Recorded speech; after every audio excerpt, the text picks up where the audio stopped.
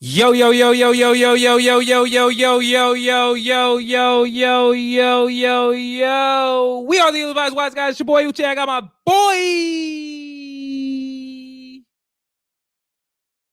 You're on mute, Ratings my game G. music cheesy.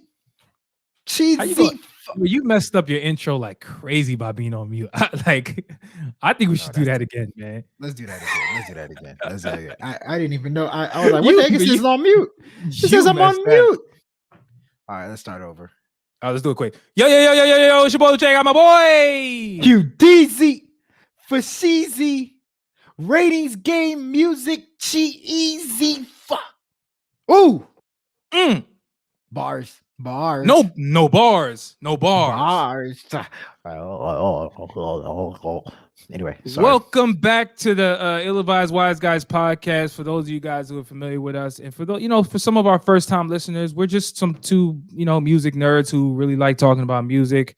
So get used to it, guys. This is episode 97. 97. We have 3 more episodes before we get to the illustrious 100 number. I can't wait for it. That is the day, and that is the episode where we're going to get our raise and our bonus of $0. And so I can't wait. I just can't wait. I cannot wait. I can't wait. Definitely one of my favorite Sleepy Brown songs. Probably the only Sleepy Brown song I know. I can't wait. I can't wait. I can't wait. I can't wait. You know what else I can't wait? You know what else I can't wait for? The day I go back to Roscoe's Chicken and Waffles. Shout out to the shirt you got on. That's a tight shirt. Shout out Roscoe's Chicken and Waffles. I like that joint. You know what's funny? When I went there, I went to Roscoe's Chicken and Waffles for the first time, and I got chicken. What did I get? I got coleslaw. Yo, I was about to say, please don't say you got fish. Don't say you were there. But waffles and chicken. I don't know. But shout out to them. That's not right. You did everything wrong on that. So, yeah, try again, mother sucker. That's all I got to say to you. By the way, Chick-fil-A does sell bacon and sausages, by the way. They don't just sell chicken, contrary to popular belief. I always get sausage McMuffin with egg breakfast sandwich. Yo, what's wrong with you, man? Why you always want to be different? Go to Chick-fil-A and get the chicken. Well, stop, man. Damn. I get chicken during lunch. I get chicken during dinner. What's wrong with this guy, man? You can eat chicken in the morning. I can't eat chicken in the morning. Over here going to a Chinese food restaurant ordering a freaking Philly cheese sub. What are you doing, man? You can eat chicken in the morning, like 9, 10 a.m. Yeah, why not? What are you talking about? Your heart is ready. You got to start the engine first. What are you talking about? Your arteries is ready. Turn on your arteries first. Okay, well, then I already know how you feel about the people that you see at, like, let's say work, who you see drinking like Diet Cokes at like 9 a.m. meetings and shit like that. Yeah. You know what I'm talking about. Yeah, cavities galore. Weirdos. That's cavity central. Weirdos. That's what I call them, man. But let's jump into the game 7 with their cavities. I agree. Yo, let's jump into the show, man, because we got a jam-packed one for you guys. We got a couple guests that's going to join to talk about some cool stuff. But as always, if you're listening to this on YouTube, give us a thumbs up, hit the subscribe button, leave a comment, share, do whatever you need to do. If you're listening to us on any other podcast streaming platform, subscribe, tell a friend to tell a friend. This is the Ill-Advised Wise Guys podcast, and I ain't gonna say it no more. In the words of Birdman, I ain't gonna say it no more. I ain't gonna say it no more. Put respect on my name. I could pull it up on you. I could have put up on all 3 of y'all. That one gangster. He said that one gangster. I could put up on all y'all. That one gangster. That one guy. I saw you in the mall. You ain't say nothing. He said, did you pull up on Ross like that? He said, man, I'm pulling up on you like that. That was the most gangsterest line I ever seen. But that was the day that Charlemagne almost got his ass whooped. Like, I feared for Charlemagne's life. Yo, listen, do you remember, and this is off subject, do you remember that Birdman had goons standing right behind him? Do you remember that? He did. One of them was Rollo. Do you remember one of them was Derez Deshawn? Oh, Derez Deshawn was one of them? Derez Deshawn was one of them sitting in the back. You know how I know that? Because when he dropped the one song that everybody knows from Derez Deshawn, Hardaway, he literally said in the song, I was just in New York looking for Charlemagne. He literally said that. Go back and listen. What? Yeah, because Like I said, Rollo said that he was there too. Rollo, you know Rollo? He's in I thought Rollo was in jail. What are you talking about? Yeah, he's in jail. I mean, not at that time. He was out. Okay. But yeah, he was there. Cool. So yeah, man, enough of Rollo, man. Hopefully, these guys get out of jail and do whatever. But I ain't got nothing to do with that, man. Let's start the show though. That's all we here. All right. Let's do it.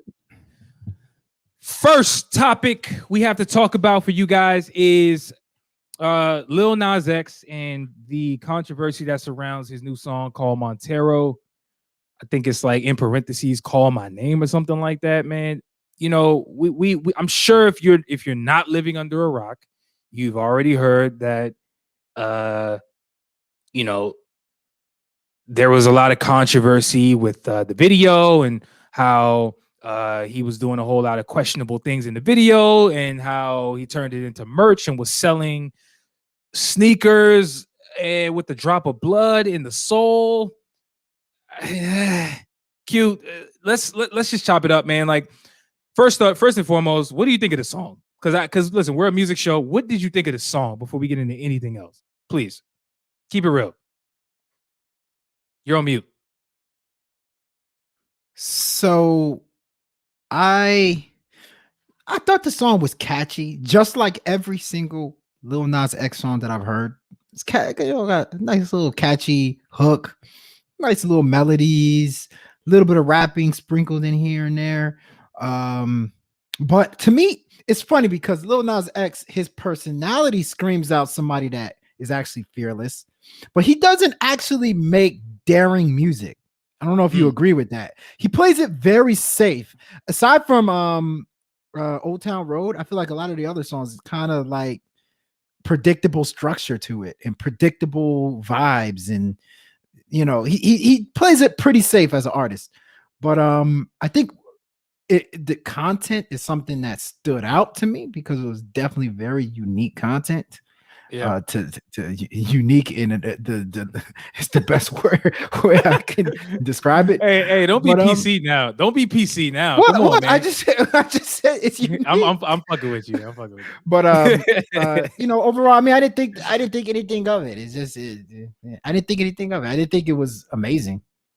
Yeah, neither did I. I think one thing that's interesting is that who is Lil Nas X as an artist, realistically speaking? Like, that's a whole nother discussion, to be honest with you, because I just feel like the trend we've seen his music go in is very, like you said, popish, is very kind of watered down, generic.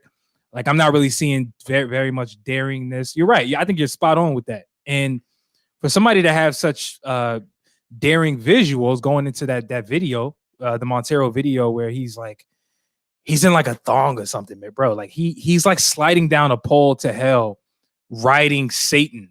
You know what I'm saying? If Lil Nas X ever decides to walk into a church, I just pray and hope that they don't try to like throw stones at him as soon as he walks in. I just hope. I really hope that he's able to do that. That's if he believes in God in the first place. None of my business, though. What you talking about? If Lil Nas X walks into a Chick-fil-A, they're gonna be throwing Polynesian sauce at his ass. Like, forget it, church. Polynesian sauce. You ever had some Polynesian sauce thrown at you? What I will say is, throw the Polynesian sauce. Just don't throw the Chick-fil-A sauce, because the Polynesian sauce, that shit is trash. I don't really like that at all. Throw that. The Chick-fil-A sauce. I like the Chick-fil-A sauce. The Chick-fil-A sauce is great, man. Chick-fil-A sauce is now if you start throwing Chick-fil-A sauce, I might have an issue. Like, bro, why are y'all wasting good sauce? What's wrong with y'all, man? I mean, they got what? Why? So wait, do you dip your fries in Chick-fil-A sauce? Is that something that you do? Because if absolutely not. I have to disown you. I was about to say I have to disown you if you did that. Absolutely not. And I would never do that, because that's just against the rules of fries, in my opinion. You're my friend. Thank you. I'm glad to be there. But no, seriously though, what do you think about we already talked about the song, you talked about the video a little bit, but do you feel like the video went too far though? That's really, I think, where I think we should discuss it. Because it's like, we seen people say he was doing too much in the video. Like, personally, I can see where people are coming from, but I'm always stand on the side of an artist personally. Because you can always argue that it's art, but I want to get your thoughts though on that. You can always argue it. You know what's funny? What's up? I over here, the last 3 or 4 music videos I watched was Adderall, Corvette with guns galore. What else did I watch? I watched just ass videos of Ash. The way I make an Ash was Busta Rhymes taking it too far and light your ass on fire, where Ash was poking out a damn. He was looking through fences. But anyway, I watched these videos and I was like, okay, you know, that's life.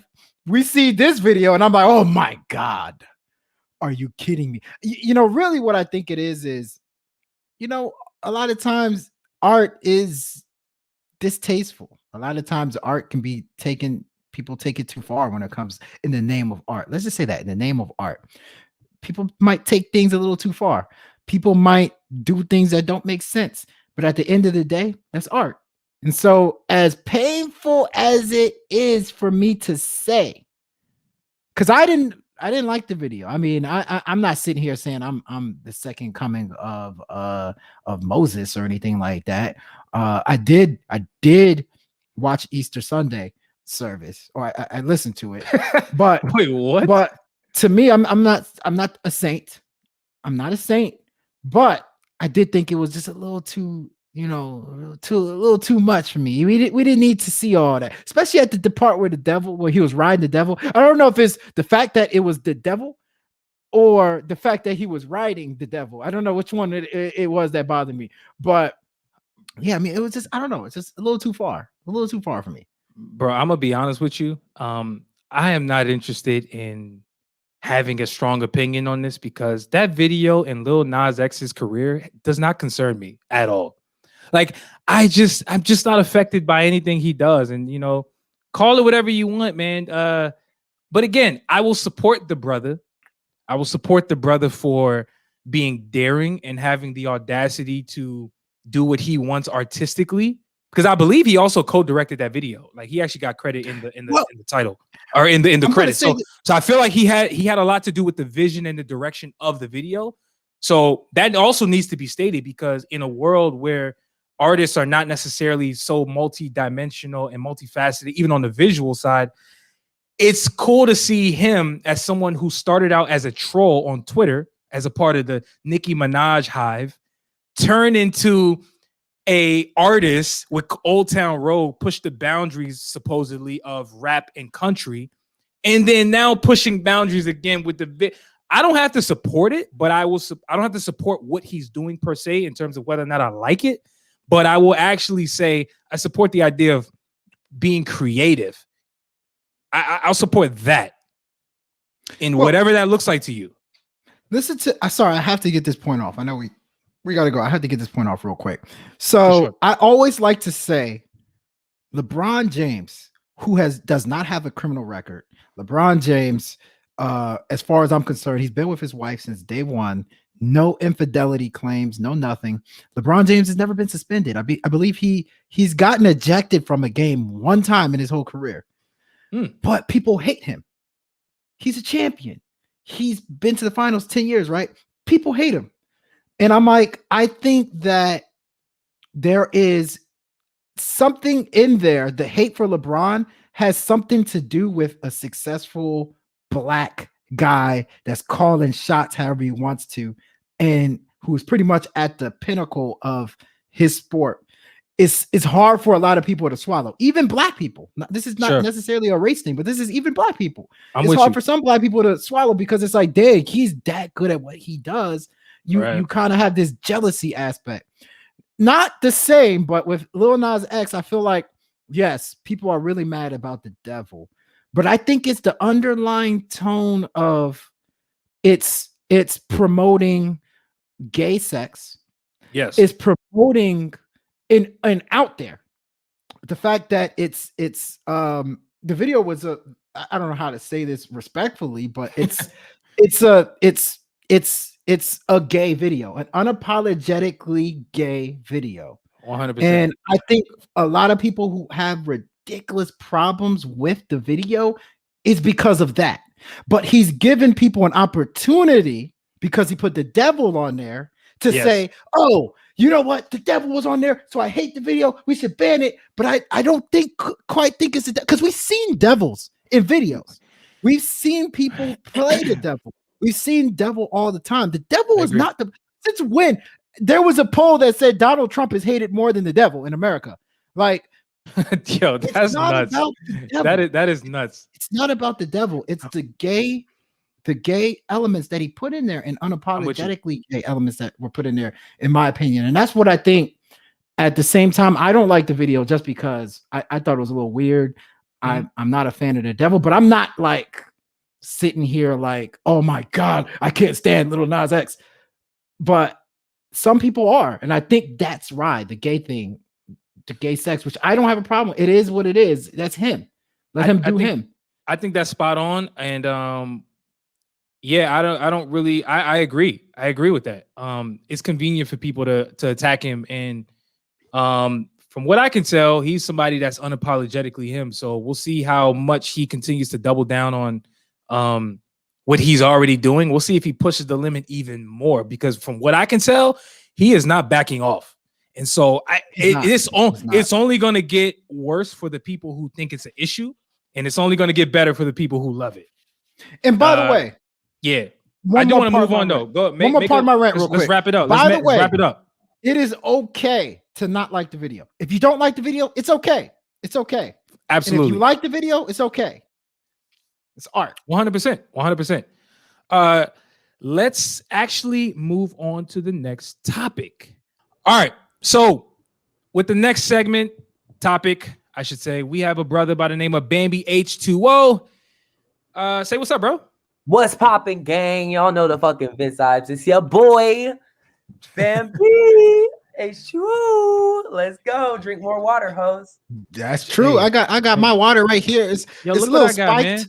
It's a little spiked. What I got, man? This is water, nigga. Yo, this is water, man. Listen, I love water so much. That I drink out of 2 cups simultaneously. Nobody fucking with me. Nigga, you're a pioneer, bro. That's some shit, bro. I need to get on that wave.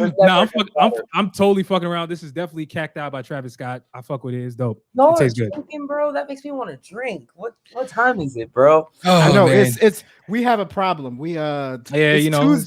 It's a Tuesday.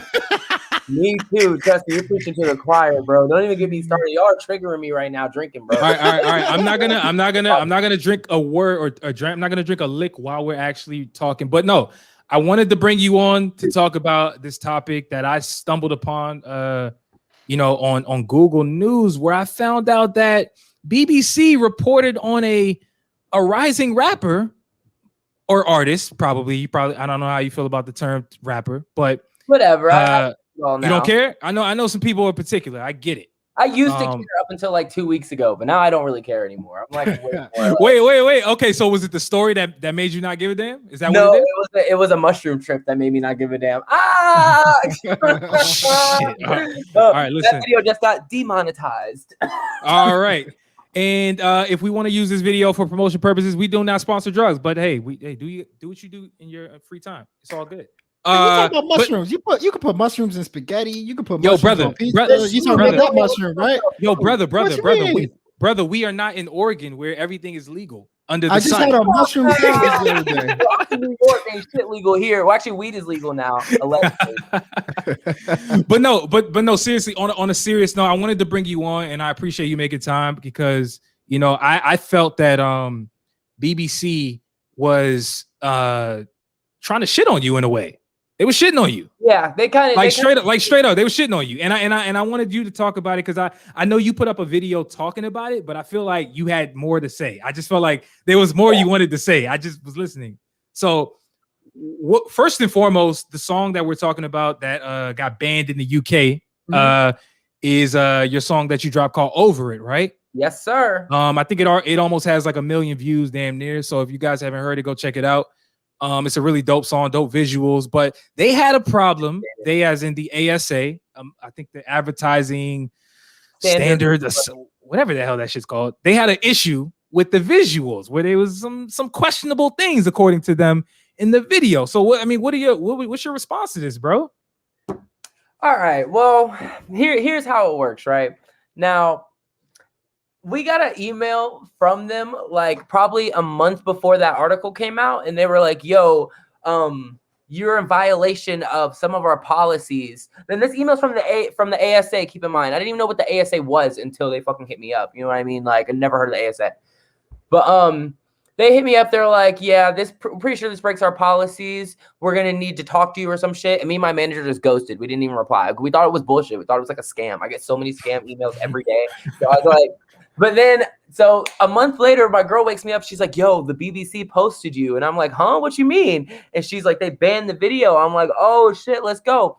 Now, I actually get why it got banned, because in terms of like, I wouldn't show that video to like a 9-year-old either. Like, I definitely wouldn't, because all the drug use and all that sort of shit. Yeah, I don't want to promote that towards little kids. Of course not. But the only issue I had with the BBC was them claiming that the video objectified women, because there's one girl in the video and everything she did was on her own accord. We weren't even in the same place. We shot the video from across the country. She's the one that lifted down her shirt. Why can't she just be proud of her body? Why does it have to be we're objectifying women? What if she works out every day? She's probably just proud of her body. It doesn't need to be like an objectification sort of thing. I feel like that's fucked up, because it makes girls feel like they can't show their bodies without it being a big deal. It shouldn't be a big deal, but they made that into a bigger deal than I feel like it really should have been. I just don't like them trying to say that we're objectifying women. I don't rock with that, especially when she did it on her own. She lifted down her shirt and that was all her. I didn't tell her to do that. Nothing. That was just what she wanted to do listening to the song. So got you.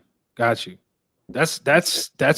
weird, and kind of like, I don't even know how to really take that, but I kind of see what you I kind of see what you're saying. Like, see, this is kind of akin to the combo we literally just had about Lil Nas X's video.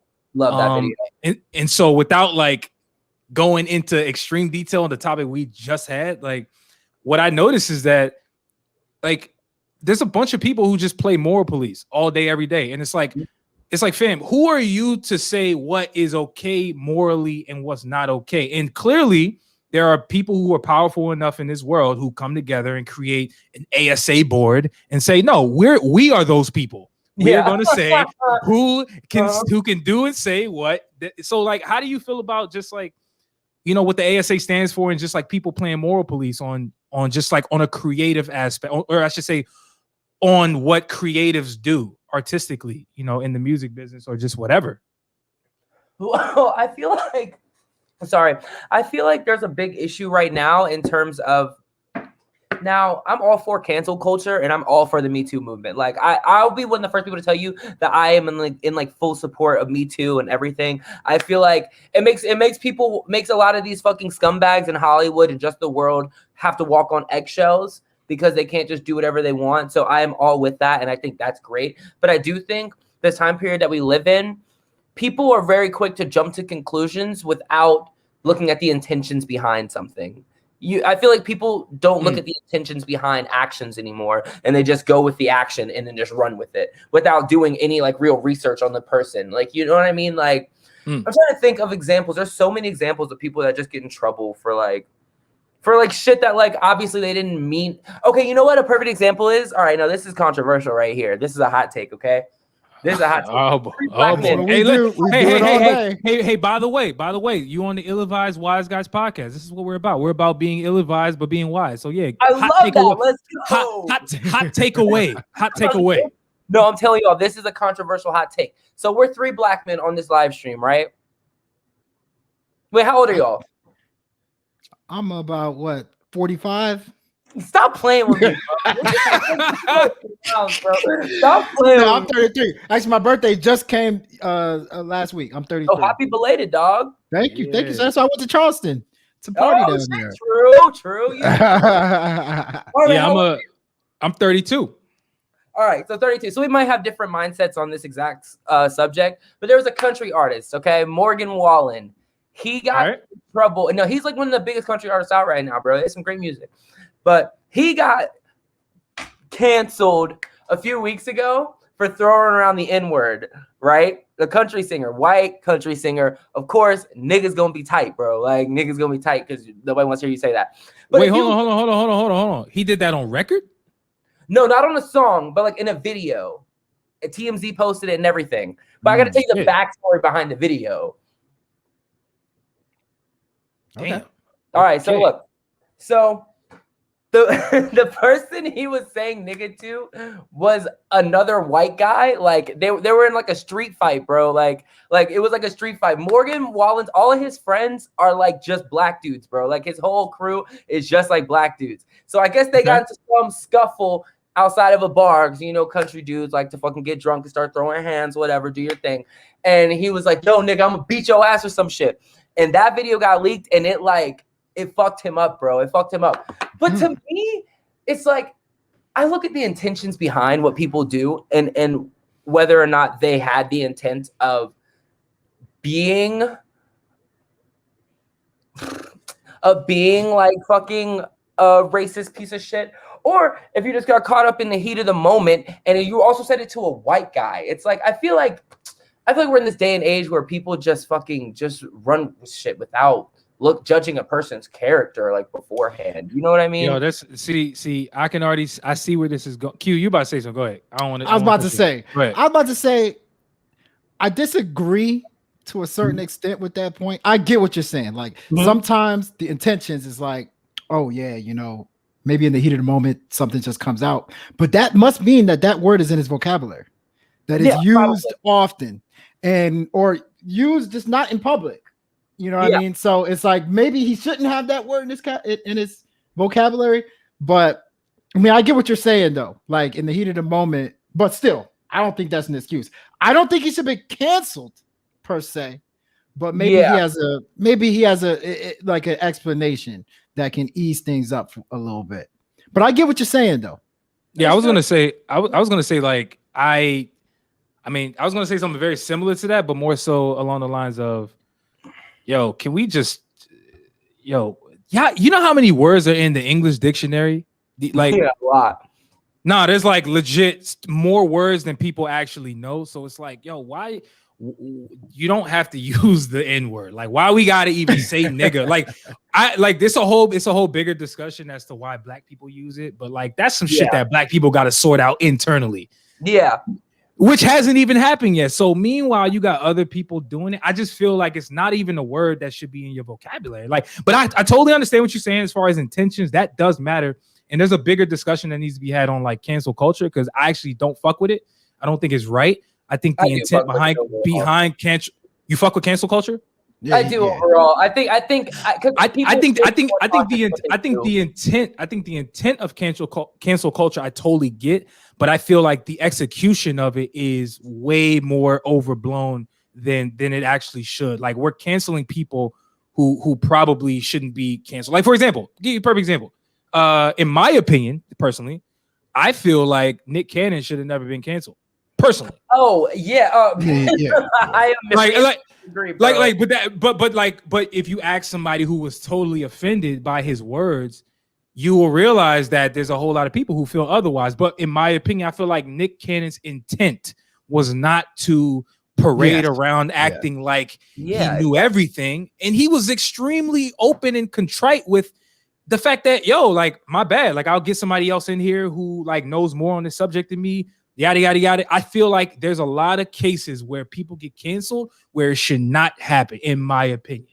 So overall, I get it, but it's like, damn, I feel like it's being overdone in a lot of cases. We shouldn't have got canceled. Doja Cat shouldn't have got canceled, in my opinion.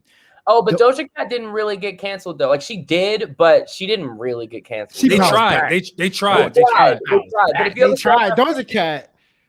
People tried her ass. They 100% tried, and I was feeling some type of way, but I never really quite got into the nitty gritty details as to why people were canceling it. But like, I just didn't quite. I know what happened, but I didn't quite get it. But I want to pivot though. I want to pivot back though, because we talked about your situation. We talked about why you feel like your video was taken down in the UK. You said you kind of understand only from the woman perspective, right? Yeah. But it's like, from as an artist, right? Are you signed? Or yeah, I am. I'm signed to an independent label. Got it. So as an artist that's on the come up, which is what I would say you are, right? You probably agree with that, right? Like, you're on the come up. How do you feel like you need to moving forward? And like, what's some advice that you can give to like other artists that are looking to advertise their videos that have questionable content in this space where we just talked about it? Like, people are overly sensitive. Like, how does that work? Like, what would you say? Well, honestly, there's two answers to that, and they're very different. But I feel like you have to find the happy medium between both. I feel like one, you should not compromise your art. I feel like your art shouldn't, and like I feel like deep down you should do what you want to do, like regardless of anything. If it comes down to art, because a lot of people are gonna tell you not to do stuff until you do it, and then you do it, and it's like, oh shit, this shit fire, bro. Like it's like crazy as shit. So sometimes you just gotta like, amen. That's how it goes. That's really how shit goes.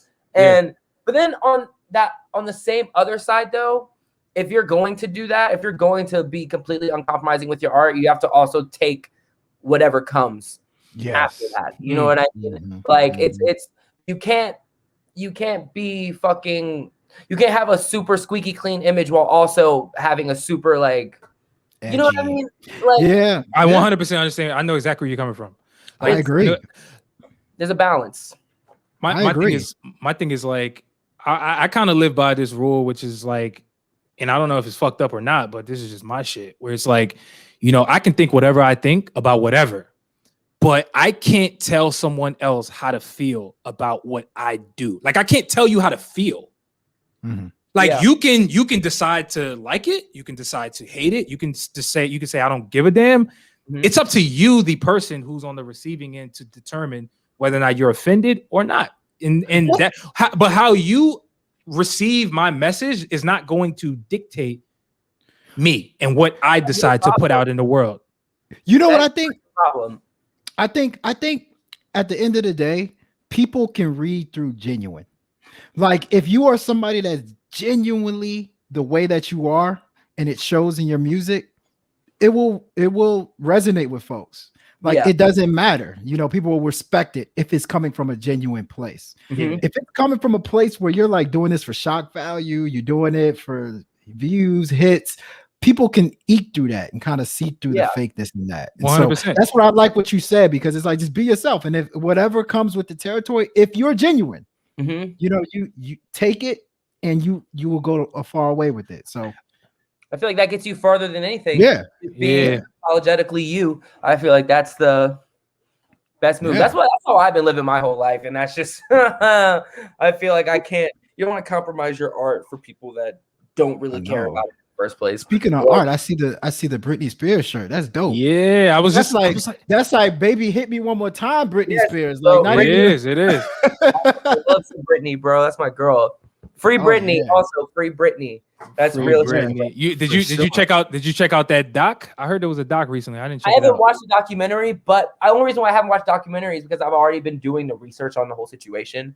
So the documentary is just gonna be the same shit that I already like have been watching YouTube videos. Yeah, got it. Exactly. Hey, but you know, I actually think you are a super duper talented artist. Like, you have a unique sound. You have a very unique sound. Like, you a pretty solid singer. So who are some of your inspirations right now? I also heard in the video, I also heard you in the video say you don't really you just started rapping or something like that. You started taking it seriously or something? Well, my whole life I didn't really grow up listening to rap. I grew up listening to like alternative rock and just like, bro, I was like an emo kid, bro. Like, I got into rap when I was like you don't say. You don't say. Like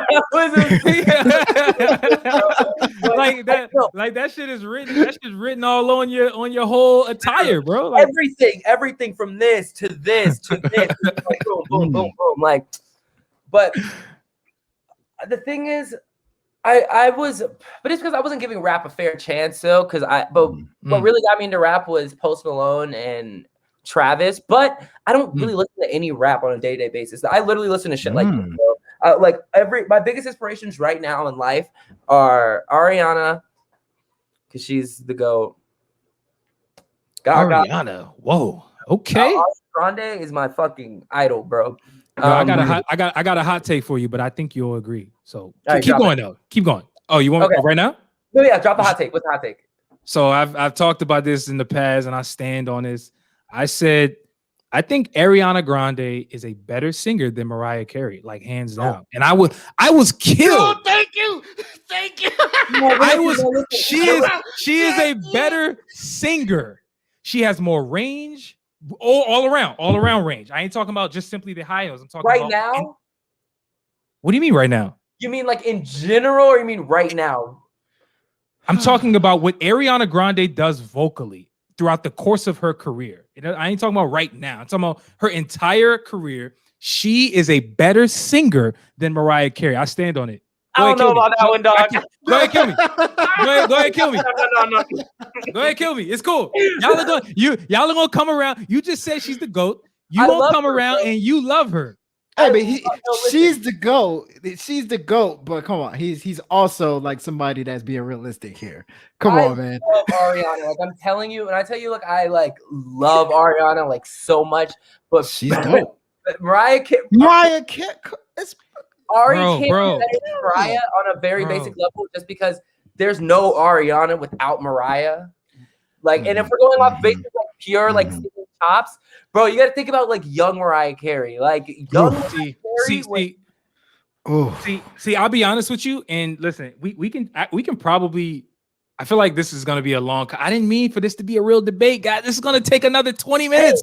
I feel like it's different. I feel like it's music is subjective, bro. So I feel like it's subjective. Well, without going into the details, I do want to hear the rest of your list. All I was going to say was like, just because you're inspired by someone, right? Like when you said there wouldn't be a Ariana Grande without a Mariah, which I agree with.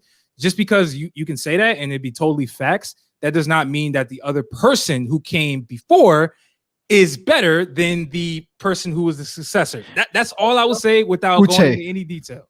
Uche, you are wrong. Again,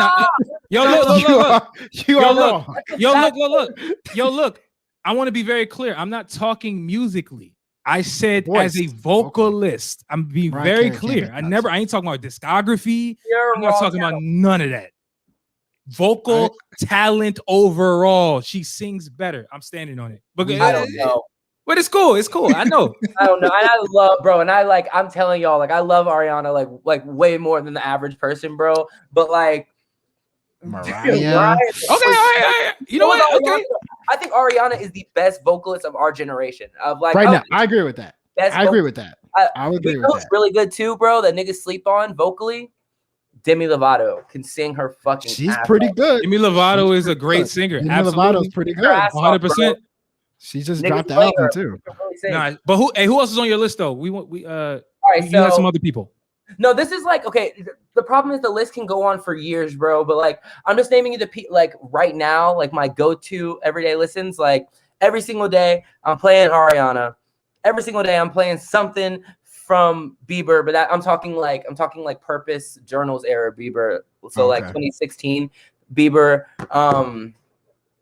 Fucking Harry Styles, fucking bro. I really like Gaga all the time, every day. I be listening to pop singers like all the time. But really into like Drake Bell right now too, for some reason. Drake Bell, Drake, Josh and Drake does Drake bro, from Josh and Drake does music. Great, bro. I had no idea he did music. Honestly, I didn't know. He still makes music right now, and it's fire. Oh wow, interesting. Drake Bell. Yo, we could talk about Drake. Yo, we actually could talk about this all day, and I would love for you to come back on the show for real if you got time. At some love point. Your energy. Yo, this is dope, man. Just hit me up. I'll come on whenever, bro. I fuck with y'all. Oh, man, absolutely. That. I love it. Hey, where can the people find you, and like what's the next plans for Bamby H2O musically or whatever? All right, y'all. So you can find me everywhere at Bamby H2O, and that's Bambi with a Y and H2O, not H20, H2O, like hydrogen dioxide. Mad people do H20, and it's like H20. Okay, but it's Bamby H2O on all platforms. I'm dropping a new song, new video this month. If you on my Instagram, you can maybe take a guess what song it is, but I don't want to say it. But next month, dropping new video, new song. Check me out everywhere. Bamby H2O. Ill-advised guys. We in this bitch. Bow. Bow. I like that. I like that, bro. That was dope. That was dope. All right. So with our next topic, we brought a guest. As you can see, we have another guest. We want to talk about NFTs and just the overall crypto space and why artists and creators should be utilizing cryptocurrency for your benefit. Mike, what's up, man? Welcome to the Ill-Advised Wise Guys podcast. How you doing? I'm doing fine, Uche. Thank you for the invitation. Looking forward to, sharing what little bit of insight and knowledge that I have with you and your audience.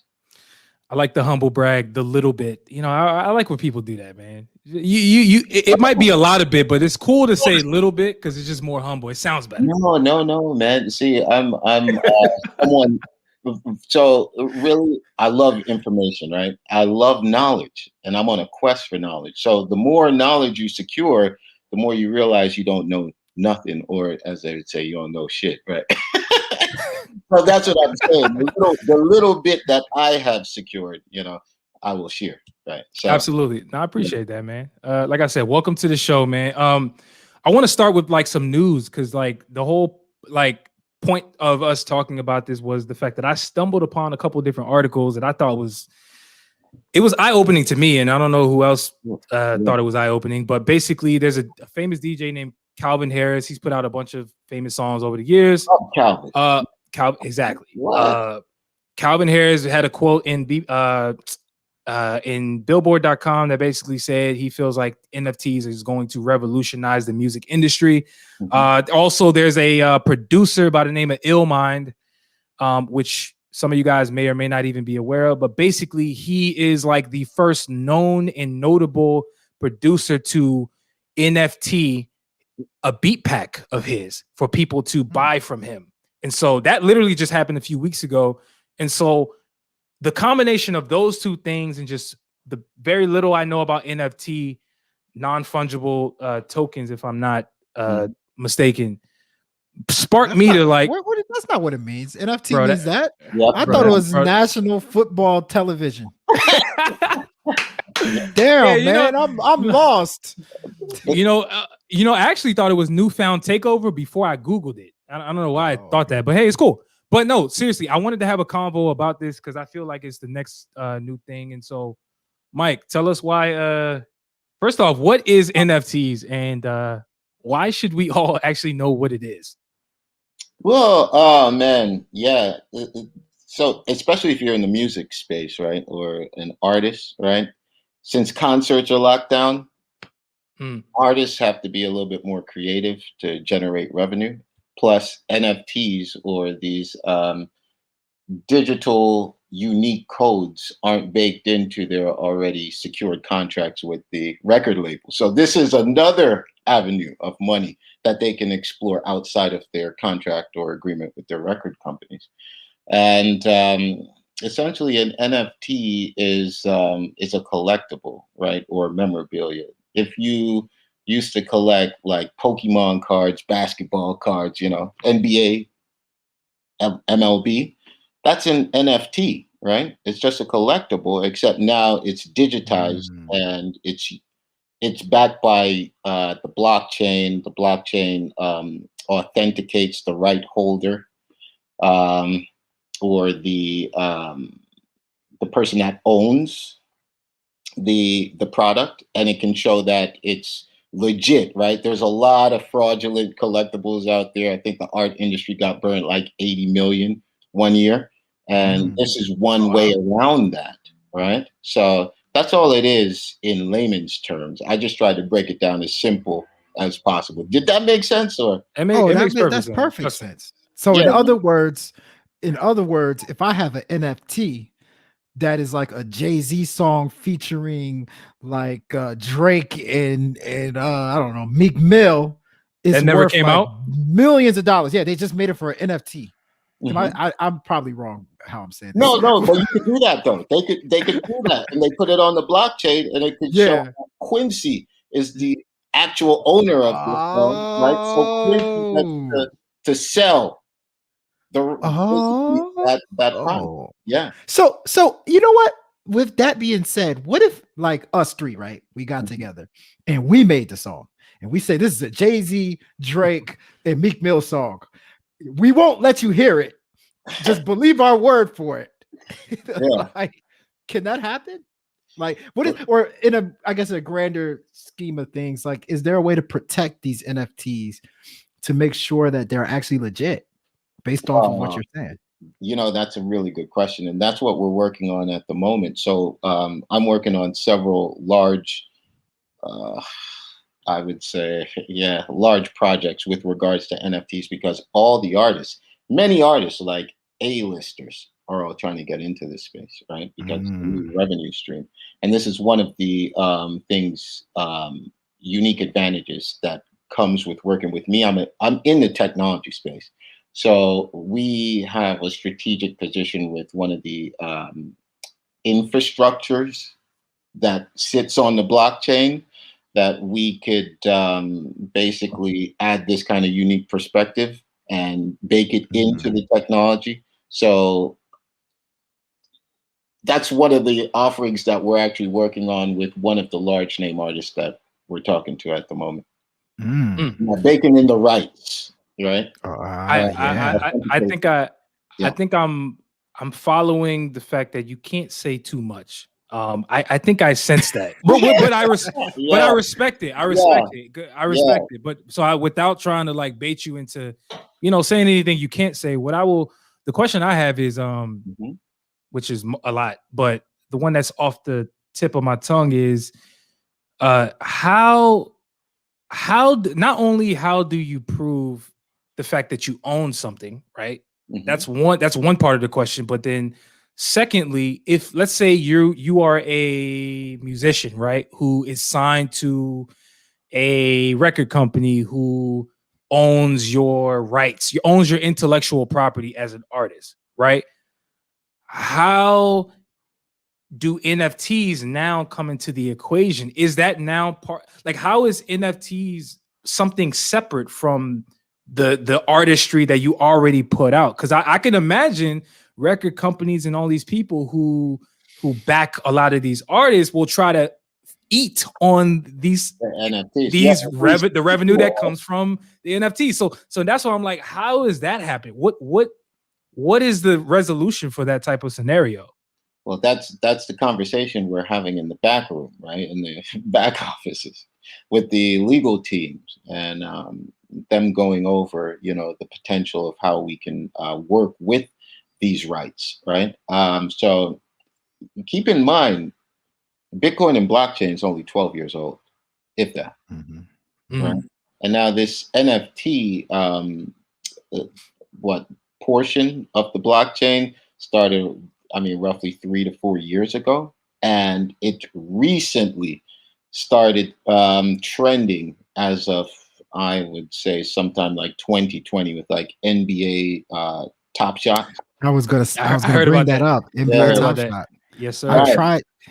I tried to sign up for it. They never sent me an email back. You should try when it's like a downtime, okay. Yeah. It's too up right now. It's too they up. Probably looked at my my credit score. We ain't about to give them access to this. Like, who is this guy? So we, at the worst case scenario, we only give them access to Wizards. Oh, damn.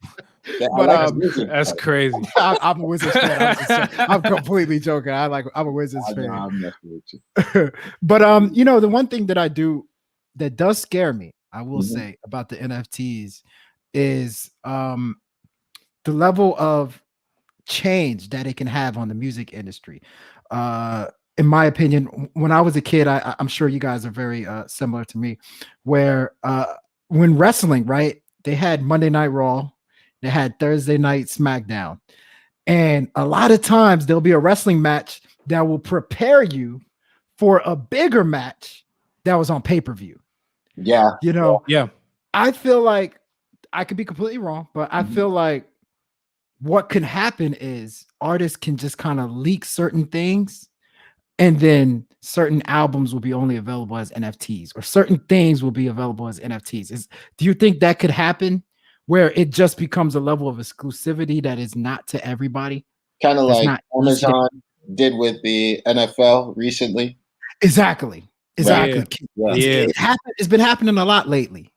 Yeah, I would say in the podcasting space, another example of that would be like the subscription model, right? Like how like now you can see the industry moving to the subscription model where certain pieces of content is now behind a paywall. So if you want access, now you have to become a subscriber, right? Like sure, there's different models for these different industries, but they all kind of pull from the same concept in a way. So do you see that happening? Like, do you see something like that? There's a potential that could happen, right? But the beauty of the NFT, right, is because it's not already baked into the contract that the artists have with the record label, then this gives them a little bit more creativity to actually connect with their art, with their fan base, right? Especially if you're an independent. See, this is the thing, because this is trending so much, most people are missing the big picture. Big picture is, as an artist, you can actually tokenize yourself. You all ever heard of this before? I haven't. I've heard of people being a token black person, but no, I haven't heard of tokenizing.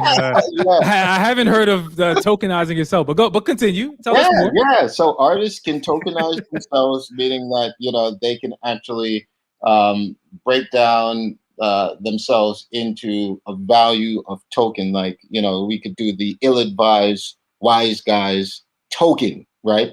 Which would be specific to this show and the user base. So the tokens would represent a utility to any prospective audience member that wants to interact with you all. But what they have to do is they have to buy the tokens. When they buy the tokens from you, you're raising money to fund whatever it is that you want to do in the future. And then for these, for your community to access events or things that you all do, now you utilize the tokens for exclusivity, right? For access. Yeah, you want to actually come in the green room while, we're interviewing some big name. Yeah, you could sit in the side with, 1,000 of the ill-advised wise guys tokens. Right? Dope. So it becomes like a community. Yeah, so that's what artists are doing as well. So that way they remain independent from the labels and they get funded by their community, right? To do whatever it is that the community wants. Most of the community artist fan base, they already recognize that, the artists are getting raped 360, right? According to them. You're going to find a lot of engagement depending on how engaged your fan base really are to actually fund your project, right? Ooh, that makes sense. It's freaking brilliant, man. I think the beauty in it, really, the beauty in it is just like being able to catch on to somebody that you think is going to blow up, because their token might not be worth as much like today, but like if you think that they got potential, you got the tokens at a very low price. Yo, it's almost like you're buying stock. It's like stock on the artist. It's like a stock option, right? Like if I offer stock options, it's very similar from what I'm hearing. Like, it is. So there's a popular DJ. I think he was from Slovenia. He was the first to actually do it, and this was probably like 2017, 2018. His name is DJ Grammatic. Y'all can Google it. He did a tokenization of himself to his fan base on a platform called Singular DTV.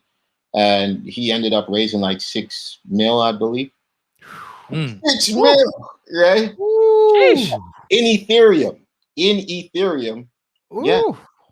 And Ethereum right now is valued at, back then, I mean, Ethereum's high might have been like, if you're lucky, 1,400. Right now, Ethereum's at 2,100. So that's the next thing about the money that you're receiving in cryptocurrency. The value continues to go up. So, yeah. This is honestly like I hope that this combo is not like too far over people's head, but I mean, one thing that I appreciate. No, I'm dead ass too. Like I don't mean that in a bad way. I just mean I know what you mean. Yeah, I hope people are catching on to this information because this is very good. Yeah, that's the game changer, bro. That is And that's an opportunity that's out there for people that are, willing to actually do the research on it. It's massive. NFT is nothing.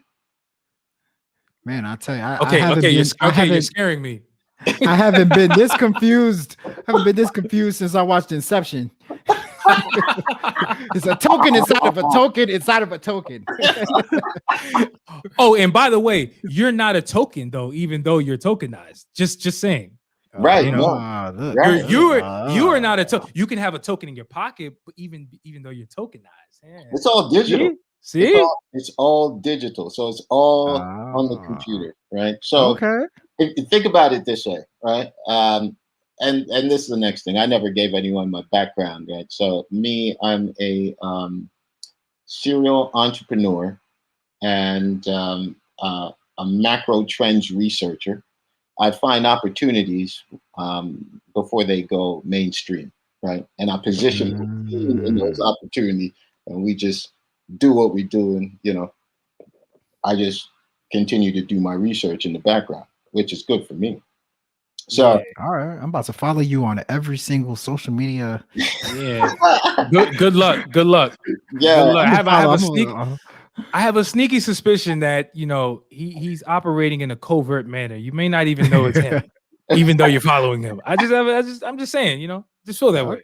All right. Well, I'll drop some gems, so people. Yeah, you just got to get the hits. You just got to get the hits. Yeah. No, but seriously though, Mike, like I said, I don't think I said this when we started talking, but no, obviously we have a mutual friend, Vinny. Appreciate you for setting this up. And really, I think that it's important for people like you to, if you're willing to educate, the people who are not as knowledgeable in this space, because like literally, I'm if nothing else makes sense from what was said today, one thing that should be very clear is that there is an opportunity to make some money. So if you didn't hear anything else, hear that. Bro, so if you're somebody who's trying to make some bread, hey, this is a perfect opportunity. See, my thing is God's been very good to me. Right? I'm from Kingston, Jamaica originally, and came to the States for studying, for school, and I never liked school. It was always boring to me. But then I ran into a business partner of mine. I didn't even know he was going to be my business partner at the time. He was 47 years my senior, elderly white man, right? His family just happened to be the oldest consecutive living in Georgetown, DC, since 1836. Wow. His grandfather built the walls around Georgetown University and 55 of the embassy, right, in DC. Heck? He's named after his uncle, or excuse me, his cousin. That was a revered general in the U.S. Army, Walter Reed. So Walter Reed, my business partner, right? And he schooled me to actually high level business. When I was like 28, we're working on like $50 million deals. By the time I'm 30, my largest deal was like 1.5 billion. Yeah. You're talking big numbers. And I couldn't even explain that to my family. My family was just looking at me like, yo, what are you talking about? You're crazy. Yeah. Right. Yeah. Whoa. But he and I got involved in Bitcoin before he passed. Based on our research, we discovered Bitcoin was going to be a thing. So we started buying that at around 200 to 250. He was bragging about it on his deathbed, which is like 2016. So in 2016, he was bragging to his sons that Mike and I own Bitcoin. But, at the time, Bitcoin didn't even like start exploding yet, right? Yeah. It started showing up in 2017, really, when Bitcoin hit 20K.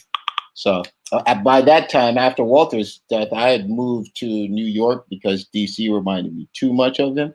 And I basically didn't leave my crib unless it was to hit the gym and get coffee. And all I did was just study Bitcoin, blockchain, Ethereum as an autodidact.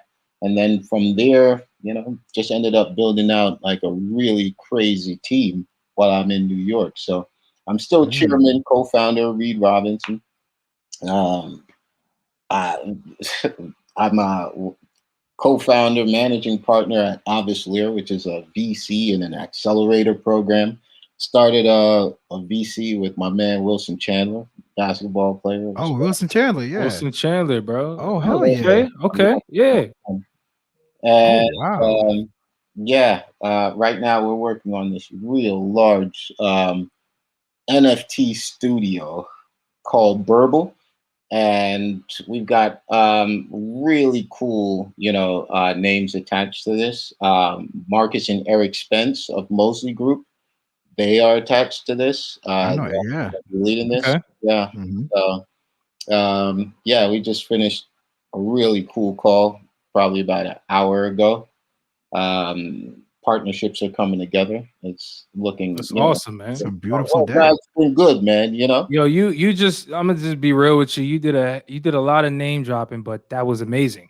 You're clearly someone who has studied his craft and really got ingratiated with a lot of people who were able to like give you and align, and give you knowledge. So that's really cool for real. Like I just feel like we don't have enough people speaking on our behalf. I'll call it in the Black community. Like that needs to be more of a prevalent conversation amongst Black people, is getting comfortable with talking about finances and financial wellness and how to actually do business and big business at that. So I appreciate you even coming on and talking about all of that, man. Like, what's up, man? Appreciate that. This is, I think, one opportunity to give back to, DC, Maryland, and Virginia. And keeping in mind that, the people that I'm working with, these are all like amazing guys, like their experience, expertise, it's just incredible. Just sit down and have conversations with them on a daily basis. I think that's really cool, and something that I'm at this age, this point of my life, I'm just grateful. God's been very good to me, and now we're getting ready to do a demo day for for the company Aves Lair that I own, part owner of, co-founder. So demo day is essentially where we showcase the startups that we invested in for this cohort, right? Okay. And I'm pretty proud of one of the startups that I worked very closely with, which is a crypto prime brokerage. And crypto prime just basically it bridges traditional finance into the crypto market. So traditionalists like VCs, private equity, institutions in general that want exposure into the crypto space, they finally are going to have an outfit, a shop that they can go to hedge the crypto space. It's very cool. So I wanted to share that as well for your audience to actually come join, check us out. You sent me the you sent me the link. You sent me the link a few minutes ago. So I'm gonna definitely link that in the episode description for sure. Yeah, definitely. If you I was saying that Wilson will be speaking there too. So I think that would be pretty cool. Oh, that's dope. Definitely gotta check that out. All right. Okay. Is he gonna be shooting a jump shot while talking about it? That's all I ask. that guy is brilliant, man. He is. Wasn't he in China? Was he not playing in China? Am I off? He was. Yeah. That's what I thought. I believe. But, he's more than this guy. He's always been talking about like certain business aspects business things that he's been working on. Like he's a fisher too. I know that he caught one of the biggest fish, something like that. But yeah, that's dope. That's dope. Very humble. That's dope. Yo, well, Mike, I appreciate you coming through. Like I said, man, I will link all of that stuff you just talked about in the description. And thank you for joining the show, my brother. Yeah, always. Thank you for joining. Feel free to reach out. Yes, sir, man. We should go because the crypto space, the tech space is only starting. So the best analogy I could give you is imagine if you own any crypto, right? It's like right now you have tickets to the NBA championship game, right? Or series, and now you have entered the arena. The national anthem just finished being sung. Find your seats because the games are about to begin. Oh wow,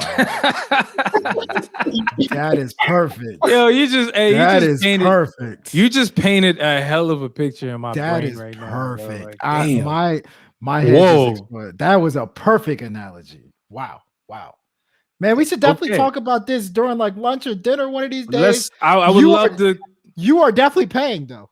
100%. 1,000. I'm an expensive date. I only own digital money. Hey, guess what, man? Places are accepting Bitcoin by the day these days. You do know that, right? I believe. I heard strip clubs are now offering and taking Bitcoin. Have you heard about that? You know, there's a bunch of places in Vegas that do that. It's happening, bro. Let's go grab some lunch at a strip club in Vegas. How about that? All right, jet set life. Yo, hey, we'll talk soon, man. We'll talk soon. Definitely, brothers. You all take care and thanks for the invitation. Absolutely, thank you, man. Thank you. Take care, bro. So, as you may know, melodies are killing stuff right now in the music industry. It seems like every single rapper toys with melodies. We're talking Roddy Ricch, Lil Durk, NBA Youngboy, Lil TJ, Kevin Gates, Rod Wave, etc., etc. I guess my question to you would be, do you think it has become mandatory to be able to sing on a record? Like, do you have to know how to do that as a musician?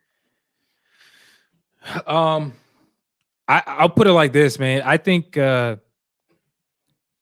first and foremost, I think we've had a lot of combos, even on this episode, about artistry and creativity and like what artists should be doing and they should be true to themselves and shit like that, right? And so with that in mind, I think that if you're an artist and you are capable of holding a note, you're capable of harmonizing, you actually understand music, well, I think it would behoove you to like actually incorporate that aspect into your music if you're not already doing that, because yes, we're in an era right now where melody is king. Melody is king. Like, and you know, I know before the episode we talked about this a little bit in pre-production, and I said, man, you know, there's something I always laugh about, and it honestly irks me while I laugh, and it's the fact that back in the day when 50 Cent had an issue with Ja Rule and they were going back and forth, one of the things that 50 Cent always clowned Ja Rule about was the fact that he was singing too much. Like, I don't know about y'all, I legit always thought that was the dumbest shit I've ever heard somebody be clowned for in my life, because for multiple reasons. Not only, number one, melody is music. So if you're using melodies, that means you understand music. And then secondly, and more importantly, 50 Cent only turned around and started using melodies in his music, like while he was beefing with him, telling him he was singing too much. I always thought that was the craziest shit I've ever heard in my life. And I understand 50 Cent's a bully, so we let him get away with all this shit. But no, I will never forget that. He will always go down in my book as just like, that was an idiotic thing to clown somebody over. I agree with you. Idiotic. To 50 Cent's defense, though, I think he was referring to Ja Rule's harmonizing. What would I be without you? Well then if that's the case, well then say that his voice is trash. Say that. Don't say, yo, man, you sing it too much, huh? No, man, that didn't make any sense. So anyway, besides the point. The point that I'm actually making is I actually personally believe that was a very pivotal point in hip hop music, because whether you actually think about it or not, I feel like 50 Cent was on the cusp of gangster what people would consider gangster or trap artists using melodies and it be okay. Because if you notice, before him, there weren't very many people doing it on a mainstream level in rap. And after 50, it became normal. It was normalized after that. So with that being said, I feel like that's the future, man. Like if you're not using melody, I feel like you're kind of going backwards in a sense. But again, like I said, the key is do what is natural to you. Don't just start using melodies because that's what's in. If it's not part of your game, if that's not part of what you want. Benny the Butcher's a key example of somebody who just raps. That's all he does. He just raps. I don't even think he's somebody who delivers fire hooks, but he just raps and it works because he does that very well. So you don't have to be somebody to interject melody, but what I will say is if you want to be a big artist these days, if you want to be somebody who gets the national spotlight, if that's your goal, then yes, you're probably going to have to use some melody and harmonize a bit. What you think, Hugh? I mean, I think, there's different levels, right? There's somebody that can hold a note, right? And then there's somebody who melodic rap, somebody that, pretty much raps but uses melodies within those raps. Then there's like the fearless singer, there's the church singer. There's so many different types of singers, in my opinion. First and foremost, I want to give homage to one of the first people that showed me melodic rap was pretty cool. Mason Betha. Remember Mace was singing on Horse and Carriage? That was the first time, in my opinion, first time I heard a rapper trying to sing that notably sounded bad. And that's the thing that I think you kind of left out in your soliloquy is people that noticeably sound bad, who are noticeably not singers trying to sing. Mason Betha was the first. Mason Betha Mace was one of the first people I heard that was noticeably a bad singer, but like sung on a hook with Horse and Carriage, and he killed it. I thought he was harmonizing pretty well, though. I ain't gonna lie. He was good, but he sounded his you talking about his voice. You talking about the voice. His voice. That's like what the I mean. the tone. Like the tone, his voice. Got it. Okay. All right. Then from there, before I go on my opinion, let's give homage to some of the first people that did it, right? Let's give homage to Mace, Kid Ink. I thought Kid Ink was a pioneer when it came to singing, like on a couple of his songs. Yo, people don't give Kid Ink his credit. Kid Ink needs his flowers. Wiz Khalifa introduced him singing in there. He wasn't singing like crazy, but like he was showing that he can hold a note here and there. But now I think hip hop artists have taken it to a new level. Like when you talk about people like Lil TJ, that is like sing whining. Like that is like he legit thinks he's Justin Bieber. And then you talk about Kevin Gates, who actually feel like a soulful sing rapper who makes you feel something with his singing. And then you talk about Rod Wave, which to me is probably the most impressive rap singer I've actually ever heard. I'm gonna go out on a limb. Is that an ill-advised thought? Is that an ill-advised thought or whatever thought you want to say? Wait, impressive rap singer I've ever. Wait, Rod Wave is a thought? Is that what you just said? I said I'm sorry. Okay. Sorry. I said thought. I misheard you. My bad. No, continue. G-H-T. The G is silent, like gangsters move in silence. But my bad. Continue. Gangsters move in silence like thoughts. But so wow. No, that is a hot take. I'm not. That is a hot take. I think that's what you were talking about. Like Rod Wave to me is the most impressive singer because he actually, it's every single thing that a singer does, he's actually doing as a rapper. And so I don't know, one of the songs that I love, Street Runner, Watch You Fly. Like Homeboy is like literally soaking in all of the damn like juices that's coming from the beat, the soulful beat, and the lyrics and everything. But to me, like I said, just to summarize it, I don't know where the hell I'm going with this point, but I think that there's several different levels of singer now in hip hop. And so now you can't just sing. You can't just sing nowadays. You actually have to bring something unique to the table as a rap singer. No, I'm with we you. were singing. I'm with you on that, bro. I was singing my ass off. Give yourself a pioneer. You were singing. I was singing. Let me tell you something. Look, the public don't know about this, and they don't need to know about this. So listen. You remember I put out a song called Power Overload. Go back and listen, Q, because it ain't on any streaming platform. That is literally what Rod Wave does. Like, no cap. But whatever, I'm not here for that. Listen, I'm not trying to say I was the pioneer. You are actually a singer, though. You are a singer that can rap and a rapper that can sing. I was singy rappy. I was sapping back in the back in the day. That's what I was doing. Every time you sung, you sound like you had the Holy Ghost in you. Yeah, like Rod Wave. That's the point. Remember when I got you on that Care For You song? Oh yeah, horrible. I did too. No, okay. But no, in a serious way, like I just really feel like Melody is and we didn't even talk about some of the more trap dudes, like killer dudes in their bars and lyrics, like Lil Durk, right? Like the man is singing his ass off for his girl and all these other things that he sings about. And it's like, I think what needs to be discussed, and I think this is kind of where you're getting at, and how even what I was talking about earlier is like the normalization of being fearless, regardless of whether or not you are somebody who the public deems as a singer, right?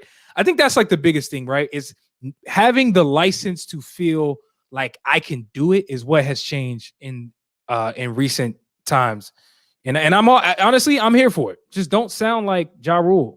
You know, I think hip hop's in a better place with the melodies. Hip hop is in a way better place than it was.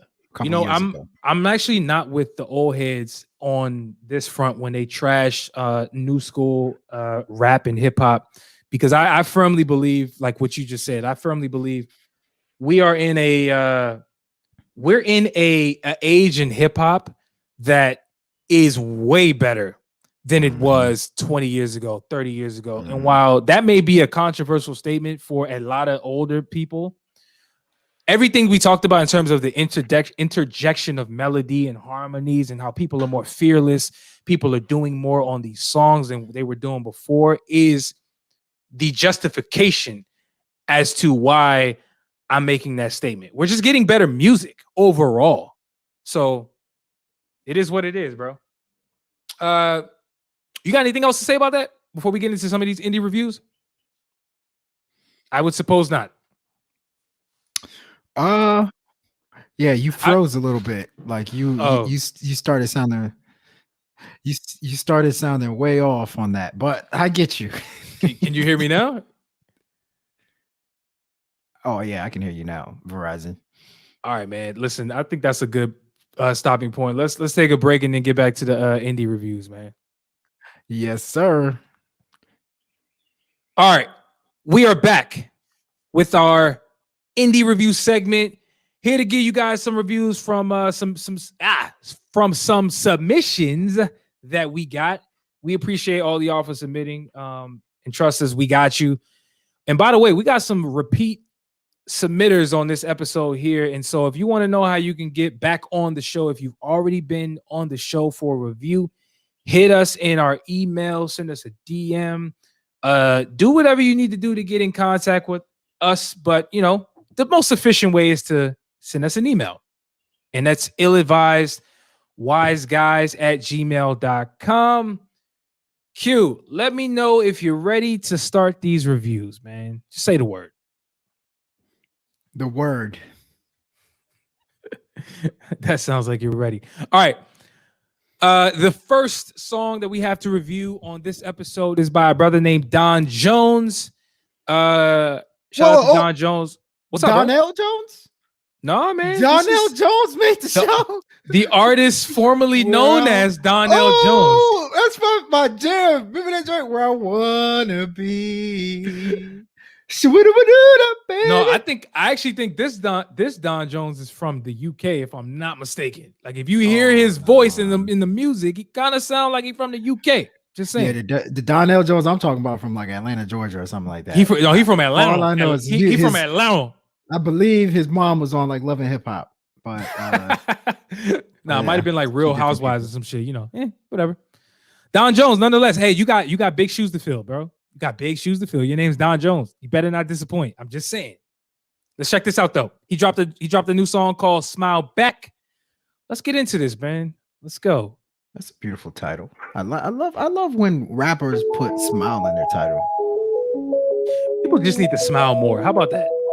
Exactly. Okay. Little snippet. Signs. Oh yeah. Hoodie season.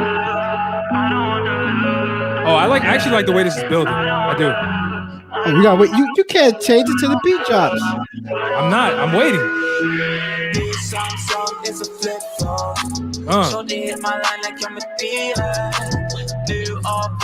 Okay, I'm fast forward. Okay. Next to nothing, shorty by my side, and she go ride until the wheels are burst and pull the curtains, lifting up the valve. All my people who I'm fully sitting, all these lanes be talking, I can't hear him because I'm really working. Pedal to the mat. Okay. He got to his pocket at one point. I see what he did there, yo. Q, what do you think of this song, bro? It's what we want to hear these days, man. Like the trap beat that got like emotional vibes attached to it. The melodies where he's actually trying to sing his hardest and make us feel something. And then he's rapping. He's spitting some serious ass bars on there. And the vulnerable lyrics. We all love vulnerable lyrics. I think it's overall, it's a great package it's a complete song with a great package. And I give that like a pretty solid 4 out of 5. I like it. I would definitely bump that again. 4 out of 5 is a strong grade, man. You sure you don't want to give it more? I'm giving you another opportunity, more or less. What? You sure? 4? 6 out of 5. Probably 6 out of 5. How about that? 6 out of 5. Is that possible? Yo, listen, only Michael Jackson's Thriller album can get those types of grades. That's it. You've come only around. Thriller. Only You've Thriller. Come around the greatest album of all time. Yo, hey, what you think? This is off subject. Off the Wall or Thriller? Are you kidding? What type of question is that? Is that really, bro? Is that really written on your notepad? That was off the top. Me, I smell like money. I've seen a lot of people debating this like over the last couple of months, like randomly on Twitter. Like, what do you? I know how you feel, so it's probably a bad question for you. But there's a lot of people who feel like Off the Wall is amazing in and of its own they're both good. They're both very good. But Thriller is Thriller, bro. Thriller is Thriller. Thriller might be the best album of all time. It might. Thank you. Now back to Don Jones, who has big shoes to fill from being named Don Jones, not to be confused with Donnell Jones. Just for the older folks who might listen.